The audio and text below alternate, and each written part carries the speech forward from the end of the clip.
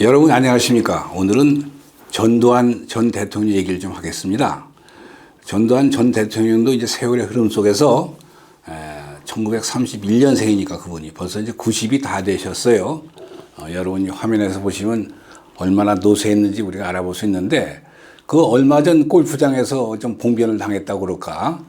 근데 우선 그게 궁금하네요. 저는 골프 치는데 어떤 친구, 정의당의 이 좌파들은 막 남의 골프 치는데도 들어가도 되는 건지, 그러면 골프장에서는 당연히 이걸 제지하고 경찰에 고발한다든 그래야 되는데 그런 얘기는 하나도 없고, 치매인 노인이 법정에도 안 나가면서 왜 골프장에 나오느냐. 치매에 걸리면은 24시간 치매로 있나요? 그 치매에 대해서 무식한 사람들이지. 더구나 그 건강에 지장이 있으면 건강을 되찾기 위해서 운동을 해야 되는데, 이제 전두환 전 대통령 그러면 제일 먼저들 들고 나오는 게 5.18인데, 저는 그렇게 생각합니다. 5.18, 얘기하고 싶은 사람은 먼저 그 유공자 명단부터 발표해야 돼요. 그러니까 이 좌파들은 입만 열면 공정사회, 공평 떠들어대는데 자기 거는 감추고 남의 거는 내놓으라고. 그게 말이 됩니까?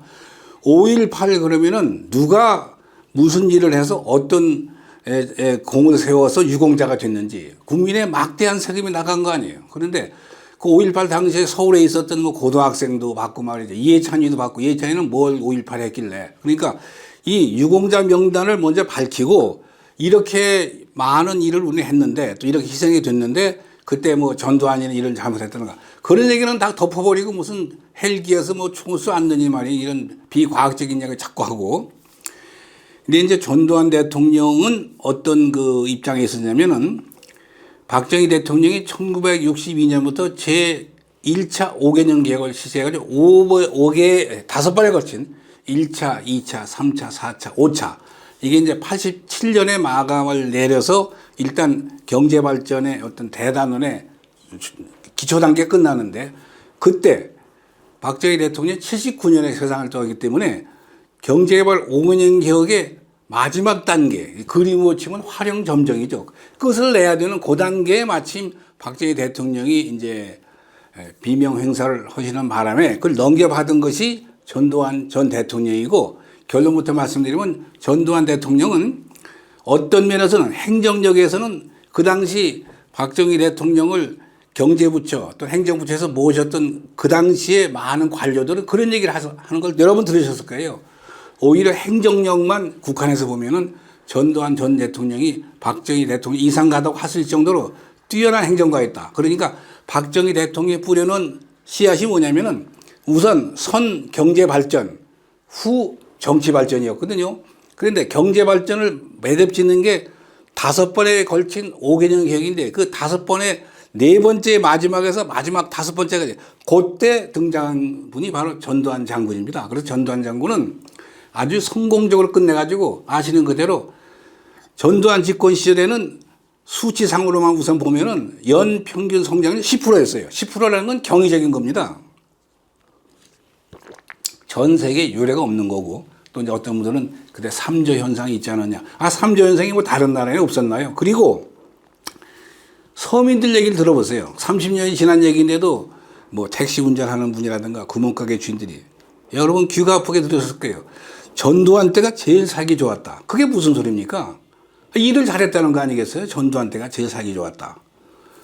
근데 그런 전두환 대통령을 놔두고 그 노인을 쉬게 하듯이 그렇게 그냥 비아냥거리고, 좌파놈들, 아까 제가 5.18 얘기 유공자 명단을 밝히라고 했지만 그놈들은 지 치부는 다 가려놓고서, 누가 그렇게 일을 잘하는 사람이 누가 또 있습니까? 지금 우리나라에 살아있는 지도자 중에 전두환 전 대통령만큼 일을 잘하는 사람이 있습니까? 행정력을 발휘한 사람이.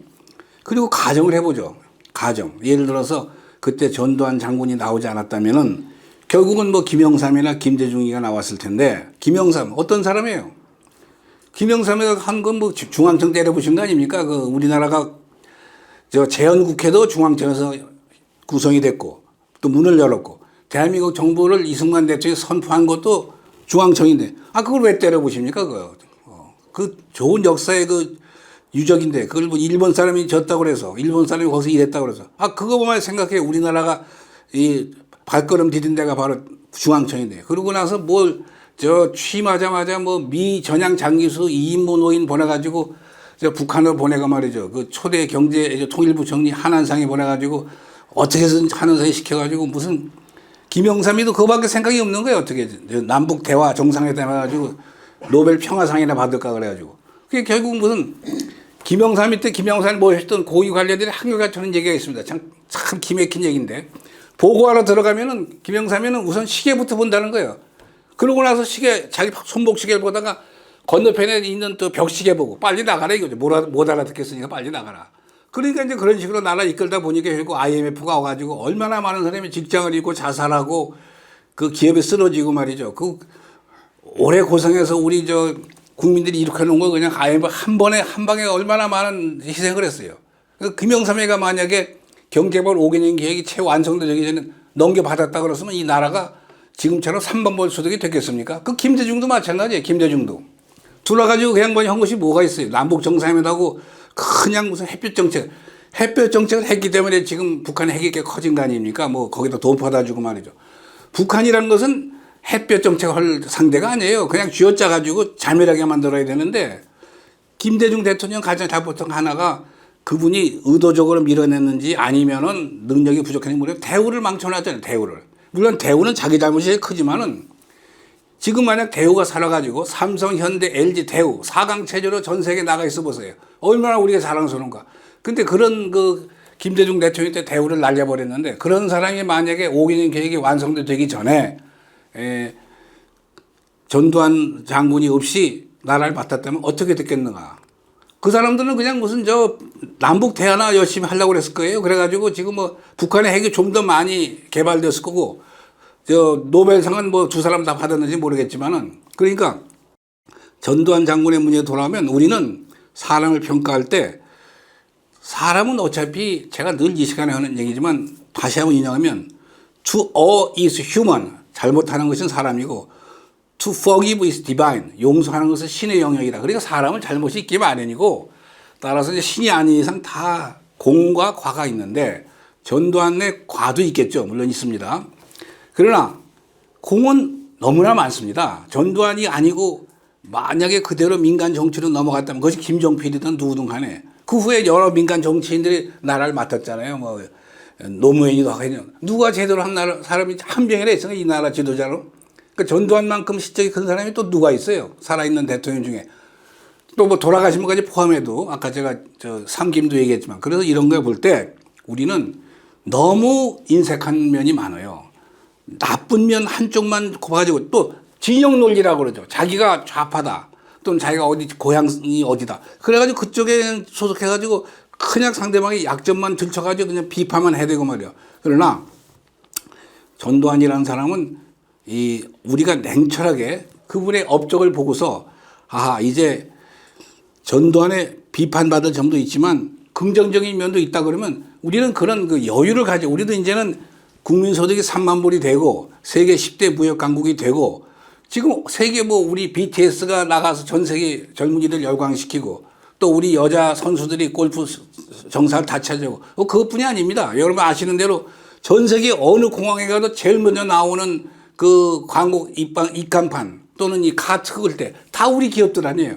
그런 나라를 잘 살게 만든 것이 누굽니까?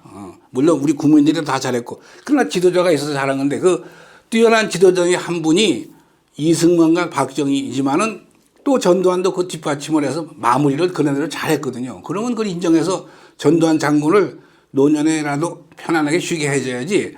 저는 그렇게 생각해요. 전두환이 없었다면 오늘의 한국은 이렇게 잘 살게 되지 못했다고, 안 됐다고, 이렇게 되지 못했다고 저는 아주 단언하고 있습니다. 아까 제가 몇 사람 지도자 예를 들었잖아요. 근데 그런 것을 생각을 안 하고 그냥 매도하고 말이죠. 그러니까 우리는 비판하는 건 좋습니다. 그러나 그 근거를 가지고 그리고 또 비판하더라도 그 사람이 혹시 잘한 적은 없는가 이렇게 비교 교량을 해서 평가를 해야지 그냥 어디서 한 가지 잘못을 집어가지고 사람이니까 다 잘못이 있죠. 그러니까 저는 이 전두환 장군에 대해서도 객관적으로 냉철하게 긍정적인 평가를 대목이 있으면 해야 된다 하는 말씀을 드리겠습니다. 감사합니다.